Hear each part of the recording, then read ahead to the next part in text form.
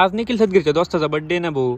ते जाऊ द्या, आपल्या गावातल्या सिग्नल काय झाले, जाम वाकडे तिकडे गाड्या लावून ट्रॉफिक जाम झाली, नक्की काय झाले. तर आज निखिल सदगीर सकाळी सकाळी आपल्या दोस्ताला घेऊन मस्तपैकी आलता क्रेशरवर. निखिल सदगीर कामाचा लोडच घेत नाही. मी तर मस्त उभं होतो तिकडे, सूर्या मस्त गाडीची हवारी करतोय आणि इकडे विठ्ठल भाऊ करीत होता.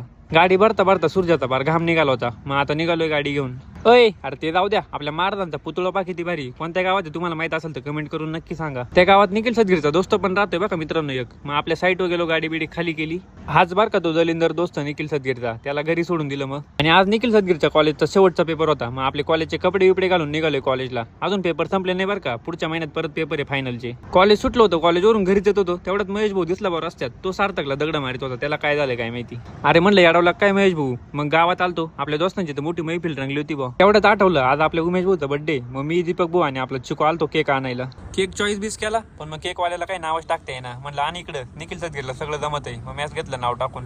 आपला केक बिक घेऊन मस्तपैकी निघालो होतो घरी. तेवढ्यात पेट्रोल पंपावरून फोन आला. चायला आपल्या दीपक भाऊला काही काम नाही, गाडी पा कशी लावून दिली. आता तो टँकर कसं काय खाली करायचा टाकीत. मग गाडी साईडला गेला, आलतो पंपावर. पंपावर आलतो. मग आपल्या उमेश भाऊला तिथंच बोलून घेतलं केक कापायला. अरे दीपक भाऊनी पार त्याला स्प्रेनी सगळं भरून ठेवलं होतं. केक नाही नासावलं बघा मित्रांनो, परत कमेंट मध्ये माशेल केक नासावला. केक बिक खाऊन मस्त घरीच निघालो होतो. तेवढ्याच सिग्नल पाहतो मोकार गाड्यांची गर्दी. चायला म्हणले यांनी रस्त्याचे कामं सुद्धा नाईटला चालू केले भाऊ. आता तेवढंच पाहत होतं काय, डीपीच्या खाली जाम जाळ चालू होता.